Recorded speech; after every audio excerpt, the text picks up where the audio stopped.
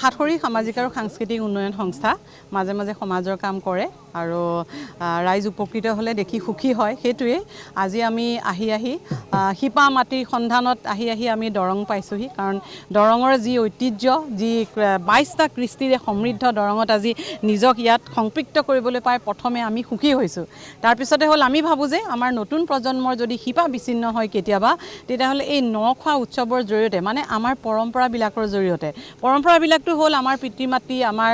পূৰ্বপুৰুষসকলৰ সেইখিনি নীতি নিৰ্দেশনাহে সেই ধৰণৰ যদি এই পৰম্পৰাসমূহ আদৰি লয় তেওঁলোকে হেৰুৱা ৰাস্তা পুনৰ ঘূৰাই পাব কাৰণ আমাৰ পৰম্পৰাবিলাকতে আমাৰ বৈশিষ্ট্য গোটেই আছে অসমীয়াৰ সংজ্ঞা যদি আজিকালি বিচাৰে তেতিয়াহ'লে তাতেই পাব যে অসমীয়া মানুহৰ হৃদয়ৰ বিশালতাৰ কথা ভাল পোৱাৰ আকুলতাৰ কথা পাৰস্পৰিক শ্ৰদ্ধা ইজনে সিজনৰ প্ৰতি কিমান আছিল বা আছে সেইখিনি আমাৰ পৰম্পৰাবিলাকে সূচায় কাৰণ এই পৰম্পৰা যিটো নখোৱা এতিয়া তাত আমাৰ পিতৃপুৰুষসকলে যেতিয়া প্ৰথম গোজটো ল'বলৈ গৈছিলে প্ৰথমে কৈ লয় যে আমি এয়া গুৰুলৈ আগবঢ়াম তাৰপিছত আমি ভকতক দিম তাৰপিছতহে আমাৰ বাবে ল'ম গতিকে আমিও সেই এনেকুৱা এখন ঘৰৰ পৰা অহা য'ত এটা লাও লাগিলে 4 টুকুৰ কৰি ভাগ কৰি খায় তাৰপিছতহে মানে লাওটো নিজলৈ বুলি লয় সেইকাৰণে আমাৰ তেজৰ শিৰাই উপশিৰে আমাৰ সংস্কৃতি কৃষ্টি আমাৰ বিয়পি আছে ভাবিছোঁ এই ধৰণৰ অনুষ্ঠান কৰি নখোৱা পৰম্পৰাৰ জৰিয়তে নতুন প্ৰজন্মক আকৰ্ষিত কৰিব পাৰোঁ নেকি তেওঁলোকে দূৰলৈ গৈ বনভোজ খাই ক'ৰবাত আজিকালি ইমান দুৰ্ঘটনা হয় গতিকে আমাৰ সেই বনভোজটো আমি নখোৱালে আকৌ যদি আনিব পাৰোঁ তাৰ এটা সামান্য প্ৰয়াস কৰিছোঁ ইয়াত সামাজিক সাংস্কৃতিক উন্নয়ন সংস্থা যি গুৱাহাটীৰ সংস্থা হয় আমি অসমৰ চুকে-কোণে বিভিন্ন কাম কৰি আছোঁ এইবেলি আমি ভাবিছিলোঁ যে দৰঙৰ চিপাঝাৰ অঞ্চলৰ পুনিয়াৰ আচামপামত নখোৱা যি পৰম্পৰা সেই ৰক্ষাৰ এক বৃহৎ প্ৰয়াস কৰিছিলোঁ আৰু সেই সূত্ৰে আমি আজি 19 ডিচেম্বৰ দিনাখন নখোৱা পৰম্পৰা আগবঢ়াইছোঁ আৰু তাত আমাৰ মহৌখুন্দা দৰঙৰ যি 22টা লোকগোষ্ঠীৰ কিছু লোকগোষ্ঠী আমি ৰাইজৰ আগত প্ৰদৰ্শন কৰিব বিচাৰিছোঁ তাৰোপৰিও নখোৱাৰ যি পৰম্পৰা আছিল আগতে ধান আনি আমাৰ দেৱশিশুৱে ধান মূৰত আনি বেদীত স্থাপন কৰা তাৰোপৰি সেই ধানেৰে ভাত খোৱা সেই পৰম্পৰাও আমি ৰাখিছোঁ আৰু লগতে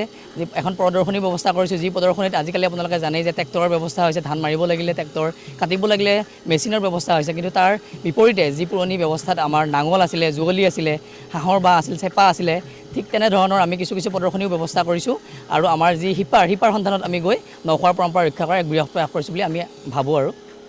নখোৱা খাদ্য সম্ভাৰো ব্যৱস্থা কৰিছোঁ হয় নখোৱাৰ আমি বঠাৰ বৰালি হালধাৰ হাঁহ ডিপিলাৰ দৈ আৰু আপোনাৰ চকীয়াৰ পৰা চাউল এনেধৰণৰ কিছুমান ৰহন লগাই দৰঙৰ বিভিন্ন বস্তুৰে আনি আমি পাতিছোঁ কেহেৰাৰ কোমোৰা আনিছোঁ ডিপিলাৰ দৈ আনিছোঁ চকীয়াৰ পৰা চাউল আনিছোঁ হালধাৰ হাঁহ আনিছোঁ এনে বিভিন্ন ধৰণৰ আনি আমি বিভিন্ন সম্ভাৰেৰে নখোৱা পৰম্পৰা আজি ৰক্ষা কৰিছোঁ বিশিষ্ট লোক আমাৰ হিকিকা গোস্বামী তেখেত আহিব বিচাৰিছিলে কিন্তু বিশেষ কামত আহিব নোৱাৰিলে কিন্তু আমাৰ বিশিষ্ট সাংবাদিক মনোৰমী মহন্ত দৌৰংগকটৰ শংকৰ কাকতি প্ৰসন্ন কুমাৰ নাথ আদি কৰি সৈয়দা জুনেনা আহমেদ বুলি এগৰাকী বিশিষ্ট লেখিকা তেখেত আহিছে আৰু অন্যান্য সাতসৰী গুৱাহাটী যোৰহাট নগাঁও বিভিন্ন ঠাইৰ পৰা বিভিন্ন ব্যক্তি আমাৰ মাজত আজি উপস্থিত হৈছে আমাৰ প্ৰায় ইয়াতে 150ৰো অধিক হৈছে আৰু গাঁৱৰ বাকীৰ বাহিৰে 150মান ব্যক্তি হৈছে আৰু প্ৰত্যেক বছৰে আমি অনুষ্ঠিত কৰি আহিছোঁ এইবাৰ দৰঙত কৰিছোঁ অহাবাৰ হয়তো যোৰহাটত কৰিম প্ৰতি বছৰে বিভিন্ন ঠাইত গৈ আমি কৰিছোঁ আৰু যি পৰম্পৰা আমি গোটেই অসমত ধৰি ৰখাৰ এক বৃহৎ প্ৰয়াস কৰিছোঁ বুলি আমি আশা ৰাখোঁ আৰু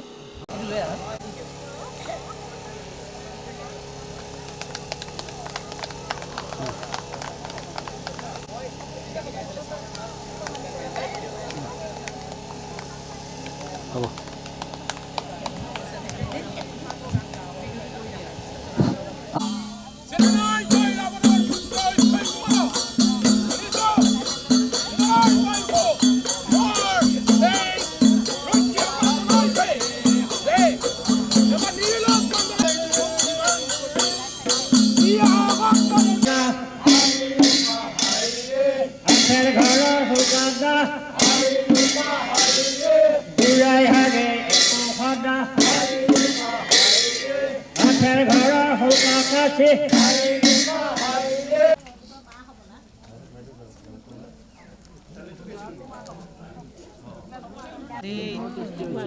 বহুত ধুনীয়া বনাইছে দেই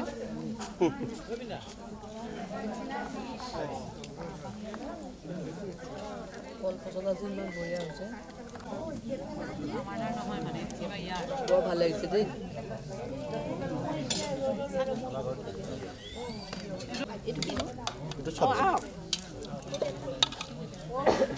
কি হয় এইটো চব্জি মিক্স